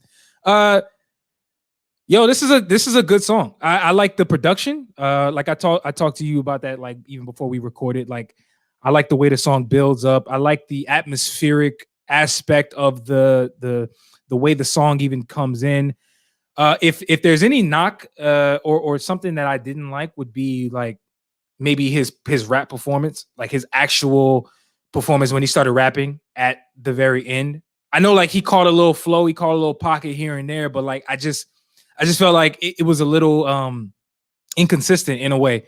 But I did like when he sung. I like that part a lot, where he used melody in the bridge and the hook, and I thought he did a good job, man. I do. Not quite a 5 out of 5. So I'm actually going to give this a strong 4 as well. I like the package. I like how he packaged everything. It's a complete song. Man. It's a complete 100%, man. All right. Shall we move on? I think we should move on. Next song is Dat Boy Dope. Wasn't outside, man. He already called himself dope. Like he didn't need nobody to tell him that he was dope. He said, "My name is Dat Boy Dope." That's dope. I ain't going outside today. That's probably the wrong song. I know it is, but I like that song a lot by NBA Youngboy. Dat Boy Dope with this song called "Wasn't Outside," featuring a few folks we're not familiar with. J Rabbit and what's that? K Loss. How do you pronounce that? I don't know. K1 Sauce. K1 Sauce. K1's. All right, man. Let's see what he's talking about. Let's see what he's talking about. Gotta be close. From the IG, chopped cheese from the Akis. Back if you want to ride, you put more than 5 to sit down in my seats. Before clout, we had pride. I like the production already. It sure remind me of some like Schoolboy, if you don't know the vibe, Isaiah Rashad type shit. Hey, you wasn't outside, you wasn't outside, you wasn't outside. You wasn't outside, you wasn't outside, you wasn't outside. Hey, we been live before IG. Oh, yeah. Hey, I gotta press pause real quick. When did this song drop? July? Yo, nobody was supposed to be outside in July, man. What happened to COVID? Are we not following protocol? Is that what it is? I thought there were 6 feet. Yeah. That looked like 6 feet to you? Oh, let's see. Nah, bro, that's 100%. That's like 2 feet, bro. Come on, knock it off. He's wearing a mask. He's wearing a mask. Look. Steinway. I like it though.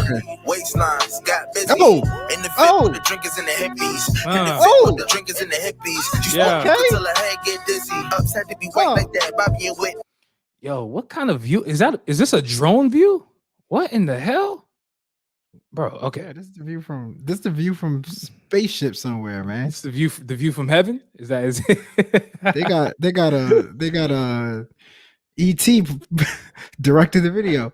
Yo, shout out to that boy Dope. I know you submitted your song a couple of what I will call weeks ago, maybe even a couple months ago, but we just now getting to you though. But I like the visuals, bro. What did you think of this song?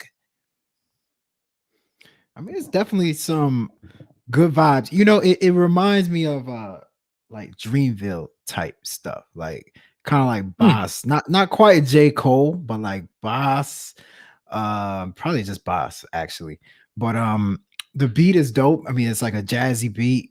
It knocks Duke too at the same time, and it just kind of prepares them to spit serious bars. But then at the same time, it's got this little playful side on the hook where, like, you know, you wasn't outside, like it's rebellious. And then the video, which I think is perfect.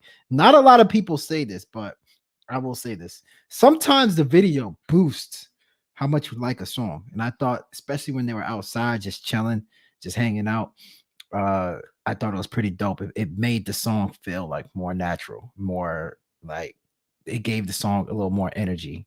And then also on top of that, I like the fact that like each rapper on the song was actually, especially that boy Dope, was talking their stuff, man. Like they over here saying like, yo, I'm that dude, and then dropping punchlines here and there, being slick with it, letting people know like you should be checking for them because they're the real deal. So I'm all for it. I'm all for it. I would give it 4 stars. 4 stars. All right. Fair grade. I'm probably on par with that, to be honest with you. I feel like that boy Dope and this song was well put together, first and foremost. Down to the I should say starting from the visuals, but even obviously before they got to the visuals, the production. I have to highlight that because this is the second song in a row that I would actually say is strong and very heavy on the production, right?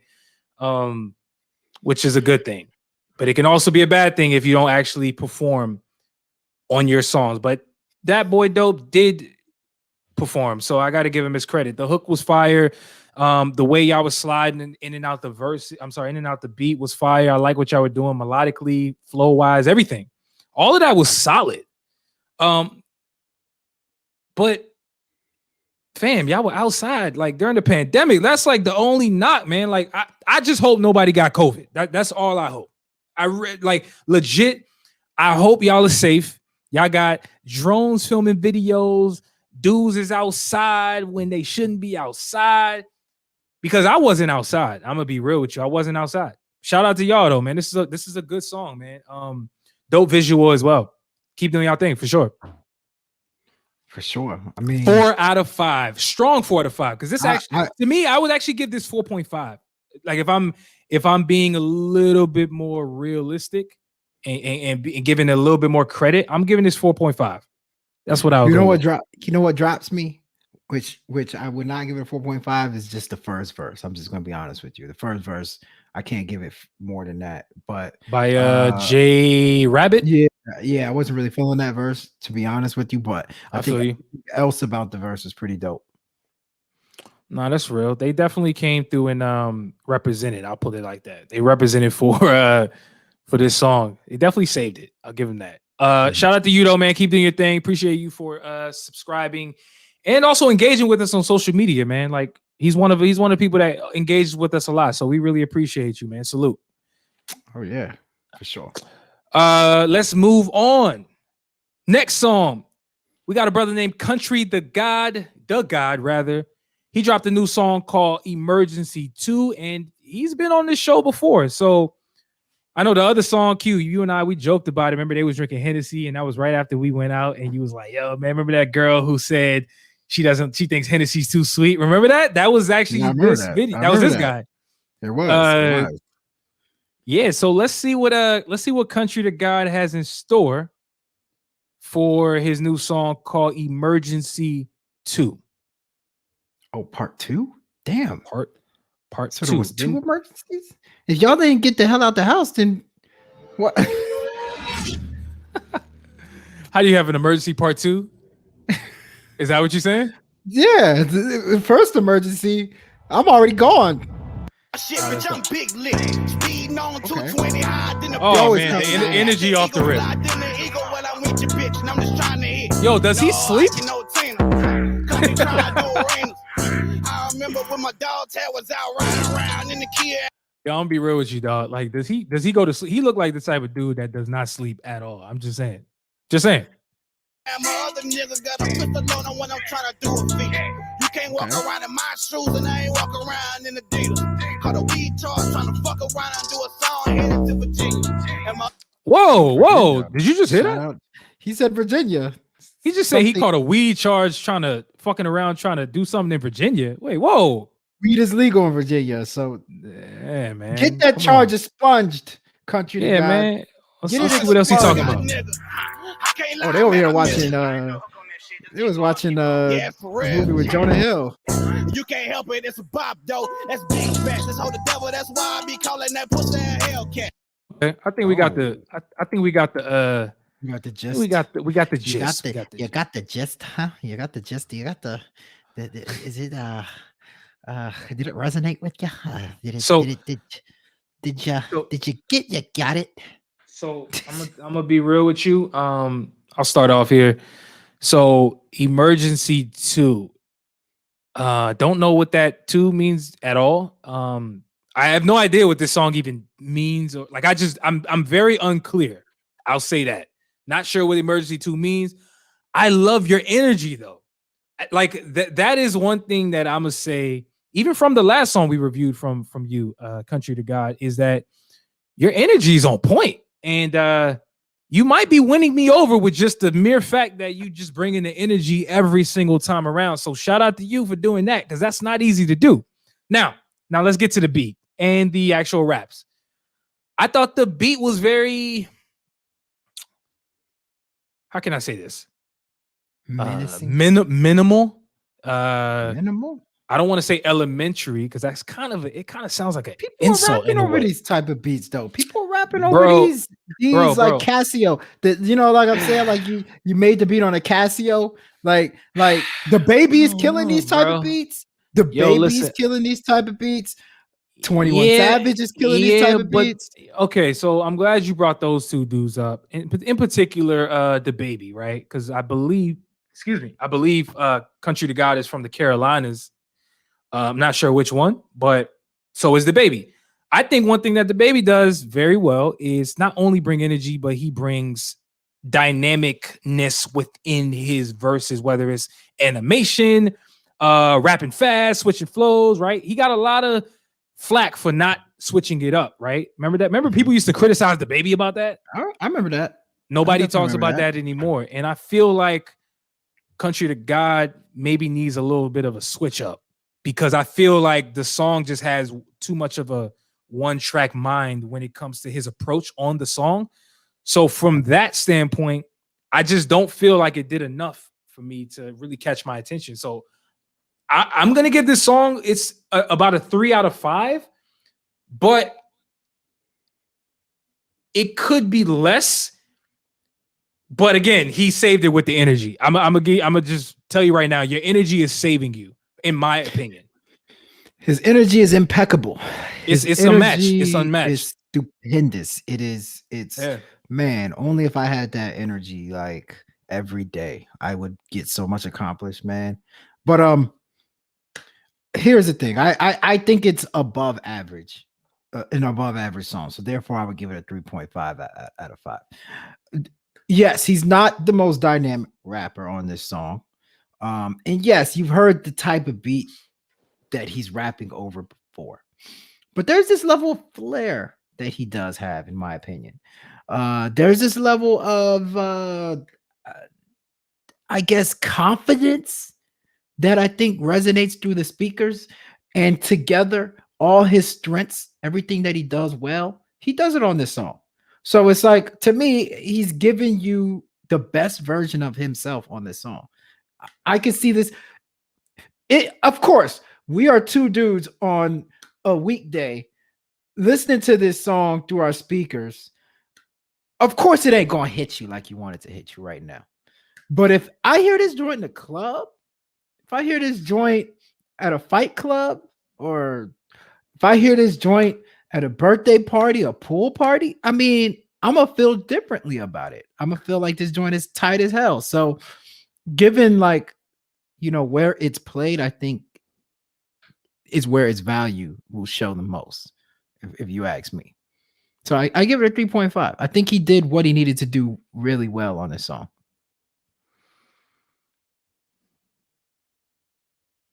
All right. So I'm not mad at that, man. Listen, music is subjective. There's a time and a place for every type of music, right? Like, I love Division's music. I think Division is an incredible group, an incredible collection of talent. Do I want to hear that when I go out? Absolutely not. So I feel you, which is why I'm judging it according to the type of music it is. Like, again, I'm putting up what he's doing to what other people who are doing. You see what I'm saying? Within that same exact genre or subgenre of hip hop. Well, he ain't other people. But I mean, you're right. But he also does something similar to what other people do. I see what you're doing. I see what you're doing. I see what you're doing. What I'm saying? Like the baby Baby is a superstar. The baby is a superstar rapper. Yo, listen, like, I'm not here to compare him to the baby, like, directly. I'm not saying, yo, like, let's compare his music to the baby. That's not what I'm saying. What I'm saying is, from a musicality standpoint, there's some similarities that are undeniable, in my opinion. Right? Only the beat. The beat to me is that's what I'm saying. So the beat is the music for the most part. You know what I'm saying? Like for example, again, I use the same example. If I rap over a instrumental that Division would normally sing over, it will change the entire dynamic of what the song was supposed to be. But from a production standpoint, I still have to put it in R&B. I still have to put it in these particular pockets of music. But neither here nor there. I think this is a good song. I'm giving it 3 out of 5. That's my opinion. So it is what it is. I don't know what the hell you just said. It is what it is, bro. He don't got to, bro. Hopefully CountryDaGod does, man. I'm just being real with you. He's the only one. He's the only one that matters. That's true. Shout out to you, man. Shout out CountryDaGod. Shout out Old Country Buffet. Remember Old Country Buffet? Oh man, dude, that shit was trash. I'm gonna be real with you. Are we gonna act like you liked it? Old Country Buffet was garbage. You broke? You broke? Old Country Buffet was tight. Why was their biscuits so sugary? Not their biscuits, their rolls. Everything actually tasted very similar. What about Shoney's? You like Shoney's? What about we move on? I don't want to talk about Shoney's at all. Or how the fried chicken at Old Country Buffet tastes like the damn collard greens, and it tastes also like tastes like the water. Like, come on, everything tasted the same. I was like, what? I'm with you. But anyway, let's move on, though, man. Next song. Next song we got to talk about is Kevan Dre. Is it Might or is it I Might? In the notes, you got it as Might, but no, it's I Might. It's I Might. Okay, I Might. It's on the screen, bro. Come on, man. I'm looking at the notes. I see Might here, and I see I Might on the screen. Man, I might slap the hell out of you, man. You keep bullshit, man. We hired you as a QA guy. You're supposed to test these things out. We hired you. All right, man. You're fired. You're fired. Fake news. Let's get into I Might by Kevan Dre. Kevan, you know, you got to say his name like how, like in Home Alone. Home Alone. Kevin McCall. Kevin. They say, "Hey, is Brad here? Is John there? Who's missing? Kevin. Kevin's missing." They're like, "Come on!" yeah. That's how you gotta say his name. Kevan Dre. Let's hear what Kevan Dre has to do and what he did on I Might. Let me know if you can hear this. Gotta get it, gotta have it, everything in sight. If I see it and I want it, then I think I might. Watch gang check, real gang check. Running to the bank, cause I'm running out of checks. If I see it and I want it, then I think I might. Gotta get it. But is that enough? I wanna give her the world and then have some. We go out to clubs, I pull up like a demon. This shit kinda scary, it's Kevan Dre season. See what I want, then I work for it. Feel me, you're dreaming. I won't sleep before my whole team when we gone. Gotta have it, everything in sight. Okay. I don't want to give away too much now. Like, you know, I think I understand the direction of the song. Q, what were your thoughts on this, man? Especially what you heard. What do you think about the song? I'm gonna be completely honest. I love the beat. I love the beat. The beat gives me like taste. Where you want to give a taste, you know, Tyga. I even hear like that.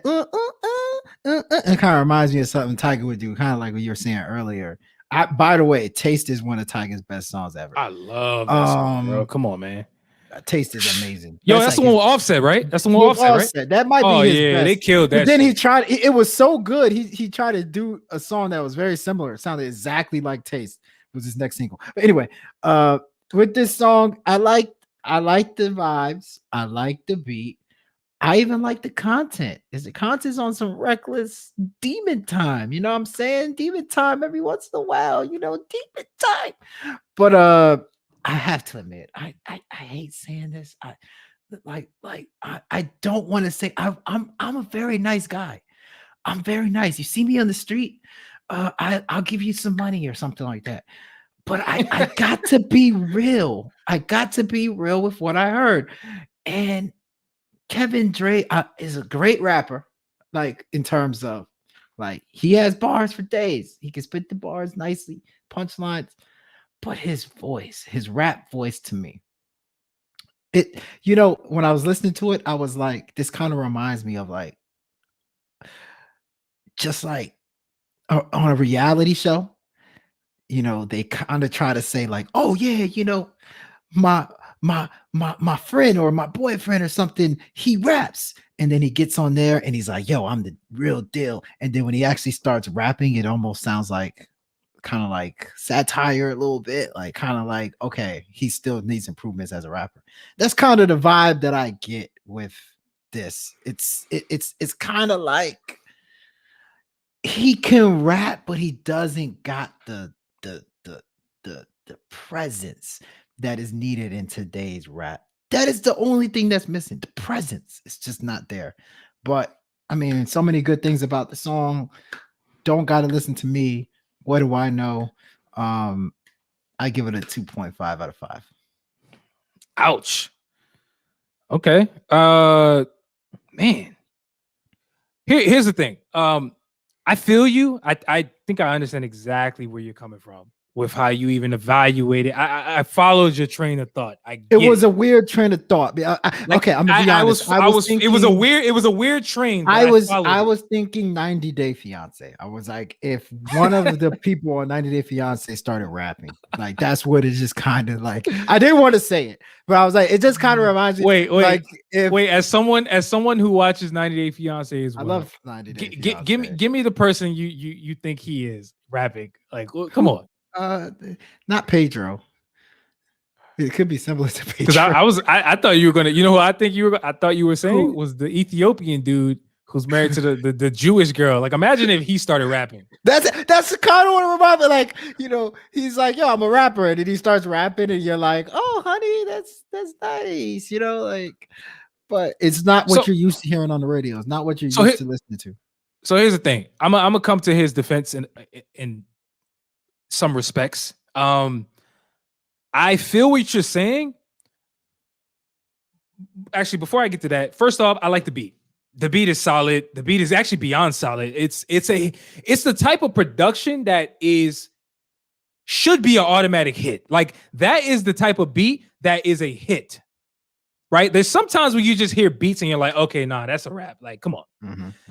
Now, when you talk about he can rap, yes, he can. Like he has the content. Like he talks about everything else all these other dudes are saying. I'd snatch a chick, I fuck her for one night.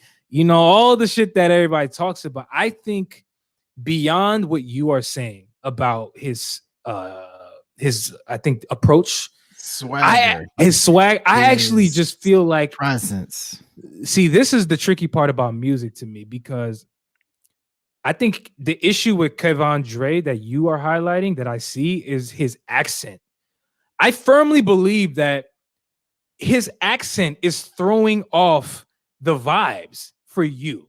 And because it throws it off for me. Maybe I'll speak for myself, but it throws it off for me. Like there's times where I'm listening to him rap and I'm like, like if it was an American dude saying the same shit with the same swag, the same tone, but he just had an American accent, I'm not sure if you and people who think like you would have the same criticism.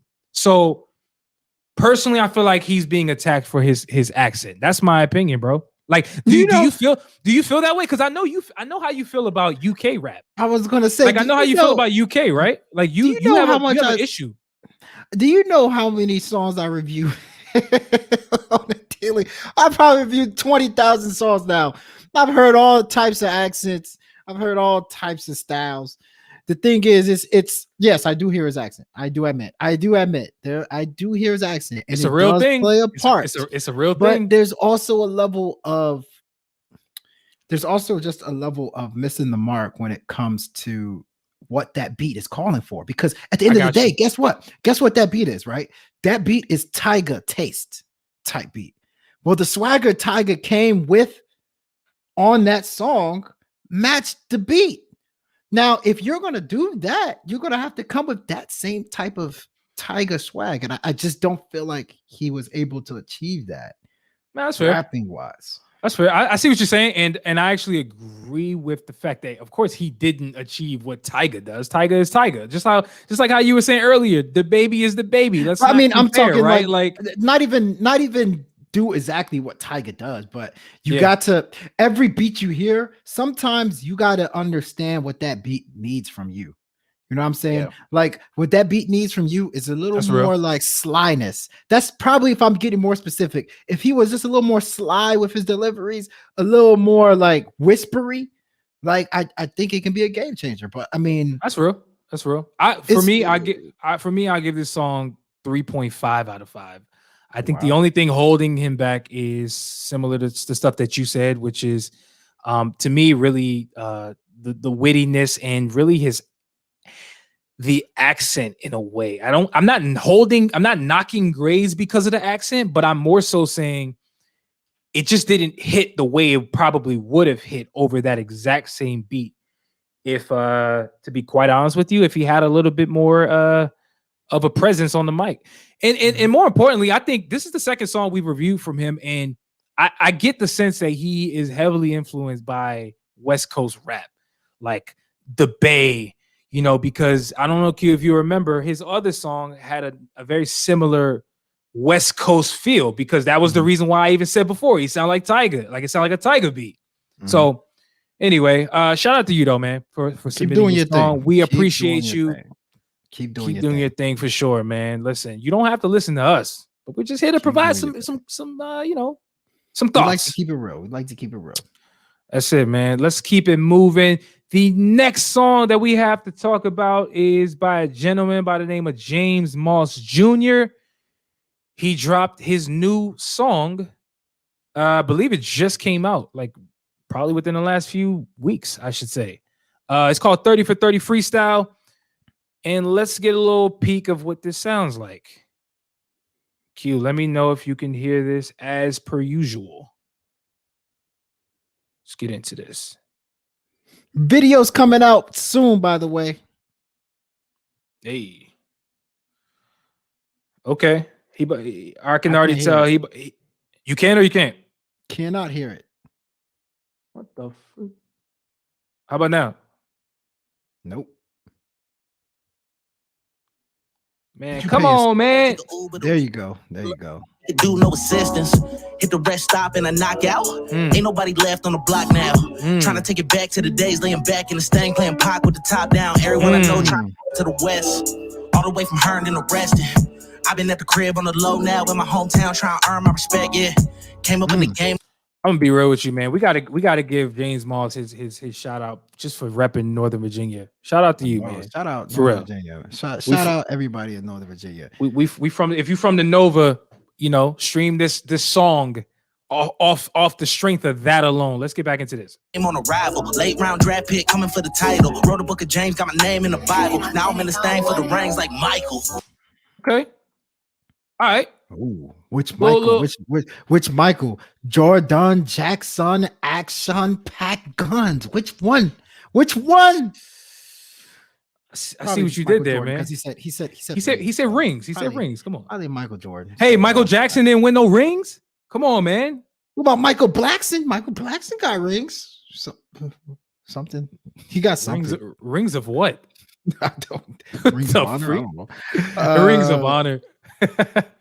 Yeah. What are your thoughts, man? I'll go first. You know, I can go first if you want. I'll go. Okay. Here I go. In the words of Drake, from back in the day. That's old Drake. That's old Drake. See, you gotta be hip, man. That's Drake when he still looked awkward. That's Drake back when he was like he just kept like looking down in all videos. You remember those? That's true.